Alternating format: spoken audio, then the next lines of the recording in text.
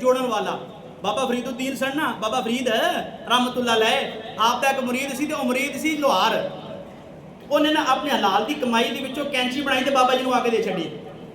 बाबा जी कहने लगे बेलिया है तेरा तोहफा, मैं रद्द नहीं करता कि कोई तोहफा कबूल करना चाहिए, काश तू किते होर कोई चीज़ लिया ना। उन्हें कहा बाबा जी तुसीं इरशाद फरमा दो ये हदिया कबूल करो ना। आपने कैंची रख ली। आपने फरमाया अगली दफा आवे ना तो सुई लैके आवी। की लैके आवी? बोलो तो सही। मुरीद कहने लगा बाबा जी ये कैंची महंगी है तो सुई तो सस्ती है, ये मैं अपने हाथ नाल बनाई तो बड़ी मेहनत की, तो सुई की तो गल ही कोई नहीं, दो थोड़े मारा सुई बन जाएगी, ये किहड़ी गल है। आपने फरमाया जो लैके आवांगा फिर तुहानूं दसांगा। वो जो सुई लैके आया ना बाबा जी की खिदमत के अंदर, कहने लगे बाबा जी वो जी रमत सी ना वो जरा समझा दो, उस राज तो पर्दा उठा दो। बाबा जी फरमान लगे जलिया कैंची का काम है कटना, तो साना समझा। फरमाया कैंची का काम है कटना ते सुई का काम है सीना।